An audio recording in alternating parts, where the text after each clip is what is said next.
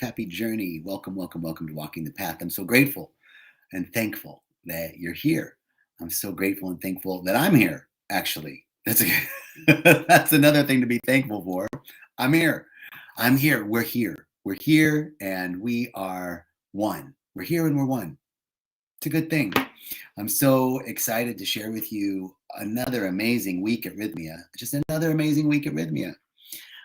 Thank you all for joining. Great to see you. Sabine, hello, hello. Amazing things are happening at Rhythmia. Our guest speaker this week is Frank Ilardi, who is from Modern Nirvana, which is a super cool group of people. We're super glad to have Frank. He's awesome, and the group of people that we have this week are awesome. We also have Neurohacker Collective here, which is another cool group of people. And they interviewed me. They were asking me, like, what kind of people come to Rhythmia? Who needs Rhythmia? And I was like, well, everybody. Why? Why is it that everybody needs this? Well, it's not that everybody needs it. It's that the thing that gets healed at Rhythmia happens to everybody. You can heal it in various ways, but it gets healed at Rhythmia in a really specific way. And with very specific results, like really tangible, regular, and consistent results. What is that gets healed? It's that thing that outpictures in our life as, I feel like I'm destined for more, right? I feel like there's more to life. This can't be it. I don't feel like I'm living up to my potential. Or the same thing happens in my life over and over again. The same people, the same, hey, Diego, great to see you. Hey to Bria and Alyssa, beautiful to see you guys. Thank you so much. And so people, like the other thing another indication that there's something that is asking to be healed in your life is that the song remains, the faces change, but the song remains the same. This little light of mine, I'm gonna let it shine. I got a little notice on one of the feeds that a good friend and regular watcher and listener is here. Thank you, Andrea. Great to see you. So the song remains the same, but the faces change. That's another sign that maybe something's asking to be healed in your life. Like, this is my 5th relationship, and everybody that I'm in a relationship with treats me the same way. They're all abusive, or they all cheat on me, or they all just, they all try and take advantage of me. Or this is my 7th or 8th job, and every job is the same. Like nobody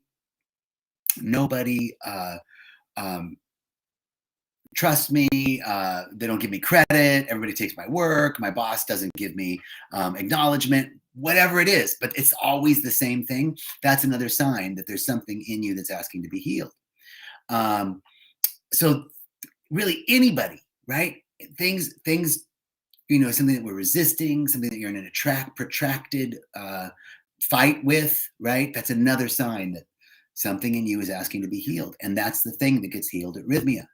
That merger back to a state of recognized wholeness, that we remember that we've always already been whole, that we're never not whole. It's just an appearance that we're not whole, right? That's what gets healed at Rhythmia, which brings me to my topic of the day. It ain't necessarily so, okay? So listen, Melinda sent a Facebook chat saying, do you believe in God? Why, yes, I do. Melinda, where does your question come from? And I'm just looking at the chat here. Hey, Gretchen from California, Andrea. Thank you, Shelly. Great to see you. Looking at all these great people. Sabine, Bria, come back, you guys. Love to see you. Love to have you back. So it ain't necessarily so. What is that about? It ain't necessarily so. Well, for example, we were just talking about this sense of us being separate, the sense of us not belonging, the sense of us not being loved, the sense of us not being worthy, the sense of us not being enough. Because the truth is, we're enough. We're worthy. We've always been. We deserve by right of consciousness. But we have a sense that we're not. Something appears to keep us separate from our good. Something appears to keep us separate from our peace, from our love, from our joy, from our abundance, from our health, from our vitality. And that's just an appearance. It ain't necessarily so. You know, what this topic came, Kenneth, brother, hey, what's up, man? What brought this up for me is the reminder that, you know, don't get caught up in appearances. Things are not what they seem to be. That's really an important piece to remember, because whenever I'm in a situation like I was in the last couple of weeks, where there's an upset with somebody that's very important to me in my life, and it's this like protracted like I'm acknowledging my emotions, I'm acknowledging my feelings, I'm acknowledging, you know, what's going on for me, and I'm not able to get out of it. I wasn't able to get out of it. It took me a long time. So it felt like this was going to stay. This was going to be like, this was the way it was. Like, I wasn't even thinking like, oh, this isn't always going to be this way. It will heal. Because I was just so blinded, like with blinders on, just stuck thinking about, hey, Anna, just thinking about this thing, right? On the other side, there was a couple weeks where I had come back from a retreat. I led a breathwork retreat in Alaska, which was freaking amazing. Alaska's beautiful this time of year. And I was really down for about a week after, which is a normal integration process. You know, like energy's down, you've expended a lot of energy, because I was co-facilitating the retreat. And I knew that it wouldn't always be that way. Like then in that instance, I had a sense like, it's not going to always be this way. Like, I know that I'll get through this. Let me just be present to what's so. And really, that's the only thing we can do to unwind these habitual patterns. The only thing we can do to unwind this habitual way of being is just to accept it, right? To be present to it. So it ain't necessarily so. Things aren't what they appear to be. This is so important for us to remember on the spiritual path, that oh my goodness, I'm looking here. We got Andrea, hello. Paul, hello. Nikki, hello. Wow, you guys are all cruising in. And over here on this side, on the Instagram world, Bridget and Mickey and Pedro, thank you all. Thank you. So yes, there is this surrender to the present moment, right? Surrender to the present moment, because things are always changing. Things are always moving. Things aren't what they appear to be. Something else could be going on that we're not aware of, mainly because our perception is myopic, right? I'm only able to perceive a little bit. So from an expanded awareness, I can see more. But right now, when I know my vision is myopic, it's important for me to remember it's not what it appears to be. Don't get caught up in the fact that this is the way it is, because from a different perspective, it's completely different. For example, how do we know? How do we know that from a different perspective, things are different? Let's think about, I love this example of being on the ground floor of a hurricane. I'm in the ground floor of a hurricane and things are crazy. Things are going all over the place, right? It's chaotic. It's dangerous. It's not safe. And so that's the ground floor. Now I'm in a plane. I'm flying above, and I look down at the streets. I can see the grid of the city and the trees and the light posts, right? I can see some order. There's some order and organization happening.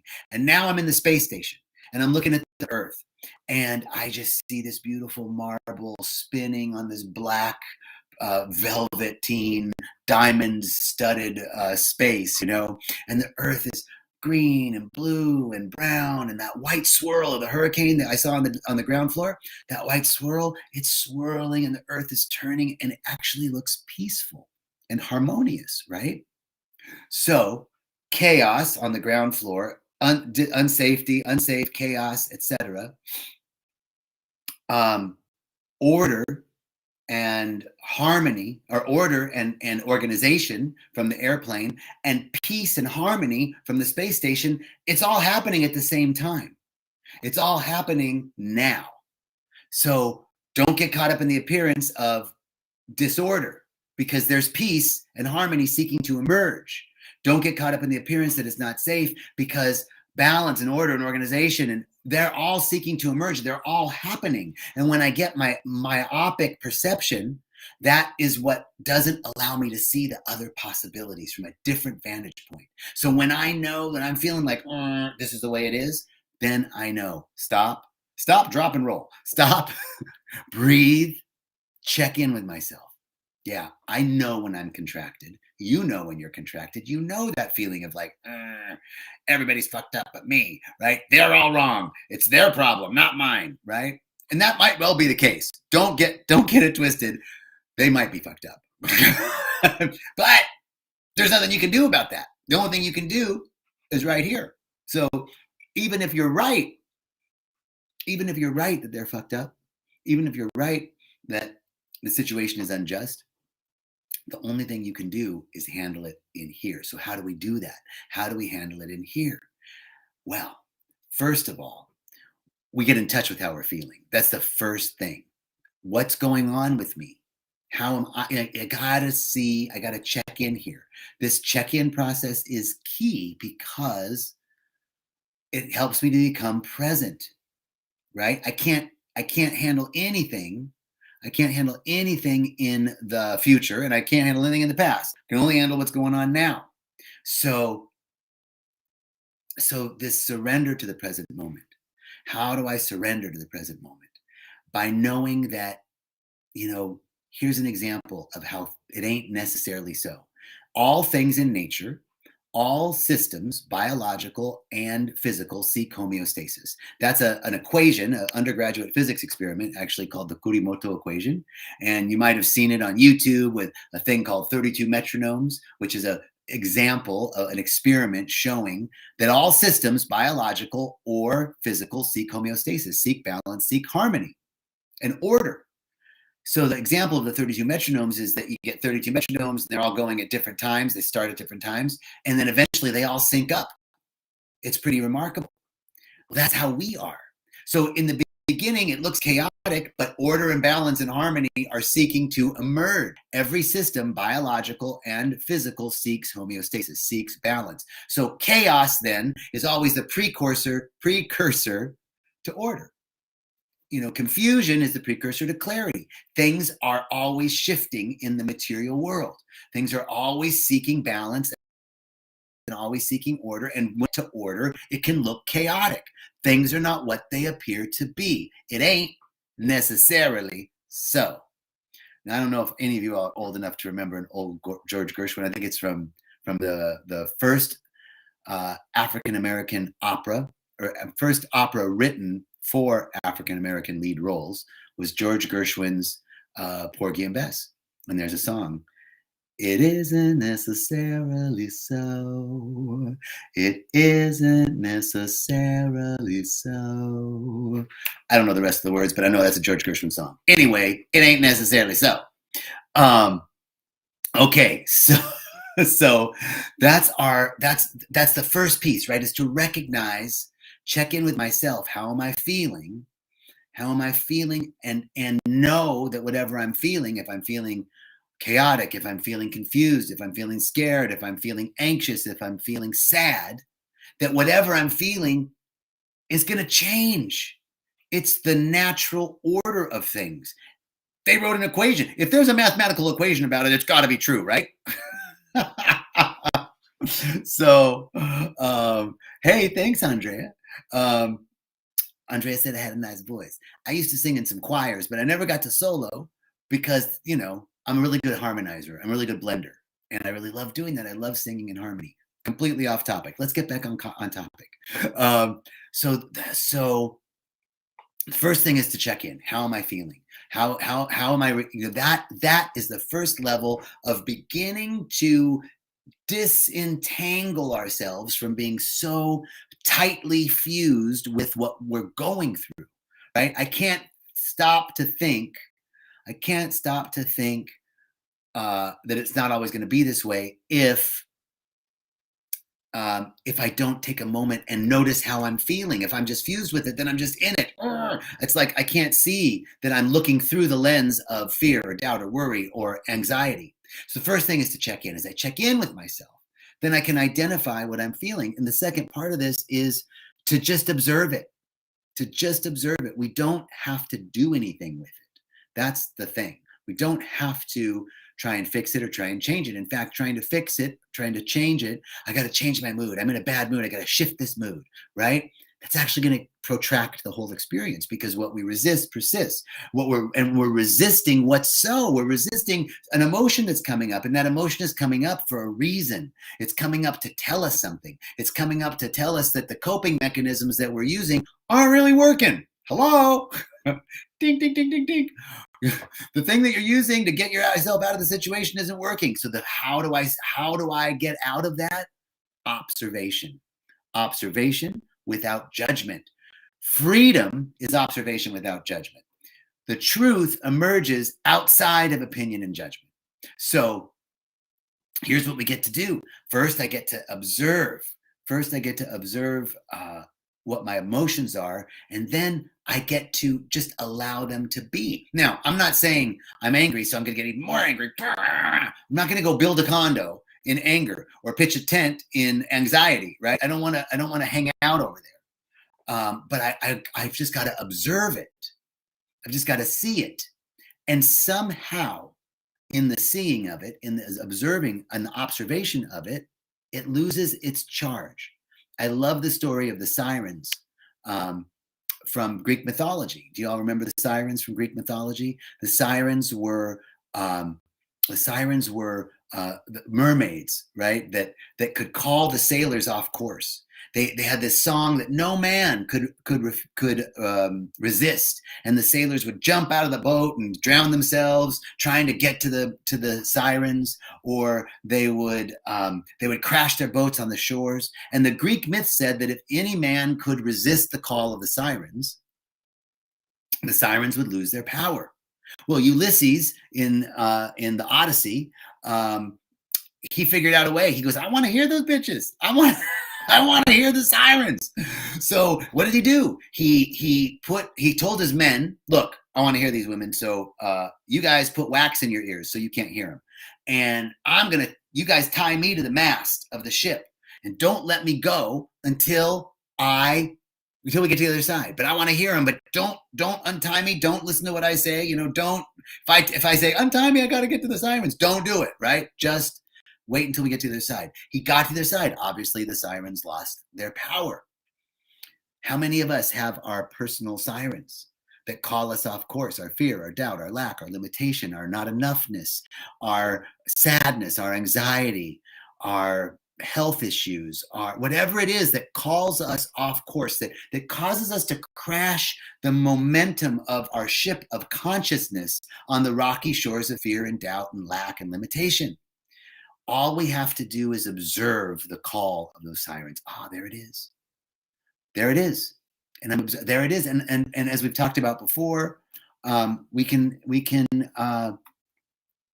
just in the observation of it, it loses its power. It's the way to begin to unravel this knot that we've gotten tied ourselves up in. So that's our talk for today. We're talking about it ain't necessarily so. Don't judge by appearances. Things aren't what they appear to be. How do we get out? Things are always changing, right? The nature of the universe is changing and expansive. The nature of our physical material world is constantly seeking order, harmony, and balance. So if anything's out of harmony, anything's out of order in our lives, it's looking to become harmonized. It's looking to become ordered and balanced if we can allow it. Our allowing of it is our being with it. Our allowing of it is our observing it. And when we can observe without opinion and judgment, we begin to see the truth. When we can observe without making ourselves wrong, I'm so sad, and I know I shouldn't be sad, and I know I need to get out of this, and I'm wrong for being sad, or anger's my thing. I got angry again. I'm angry at myself for being angry. Right? It keeps going. So in the observation of it without opinion and judgment, there's my anger. I was angry again. There's my angry guy. I got an angry guy. Okay, that's all we can do. But watch, as you do that, it loses its power. It loses its charge. Thank you. Thank you. Thank you all for joining us today. Have a beautiful day. Have a beautiful, beautiful day. Wait a minute. There's one more thing that wants to come through. Yes. Okay. So along with this, the sirens, I've got another story of demons. So there's a supposedly a monastery in Spain where you can get enlightened, right? If you go there, you get enlightened. And this guy goes to the monastery and he says, is this the monastery where you can get enlightened? And the monk says, yes, this is the monastery where you can get enlightened. The guy says, well, what do I have to do to get enlightened? He goes, you just have to walk through the room of 1,000 demons. And the guy goes, oh, the room of 1,000 demons, that sounds kind of scary. He goes, don't worry about it. The demons don't have any power. They have zero power. All you have to do is walk through the room and not listen to them, not believe what they say. The guy goes, that's all I got to do and I can be enlightened? He's like, yep, that's it. So the guy goes, okay, I'll do it. How many people have made it through? The monk said, not one. Not one. Not one of us. Not one of us hasn't gotten caught by the demons of doubt and worry and lack and limitation, and you're not enough, and you're not smart, and you're too fat, or you're too short, or you're too old, or you're too whatever, or you're not enough of something, or you're not that, you're not like they are, you didn't have what they had, you didn't get the whatever. Our demons. How many of us have been caught by our demons? So we get to say, you ain't got no power, demons. No demons ain't got no power. Just tell them. You ain't got no power. Because I got the power. Ooh, I got the power. Yeah, I got the power. All right. That's it now for sure. I love that story. I'm putting it in my book. And I love you all. I'm so grateful. Thank you all for joining. Hello, everybody in the Facebook Live world. Hello, everybody in the Instagram world. Hello, everybody in the YouTube world. Thank you, Rhythmia, for allowing me to do this Facebook Live. Thank you, Jerry. Love you, brother. Thank you, thank you, thank you. Thank you, Spirit. Thank you, Spirit. Thank you, life. Thank you, love. Thank you, beauty. Thank you, divine intelligence. Thank you, thank you, thank you, thank you, thank you. I'm so grateful. I'm so thankful. And I am sending you all so much love, many blessings, richest blessings, choicest blessings, the choicest blessings. And so it is. Amen. Ashe. Aho.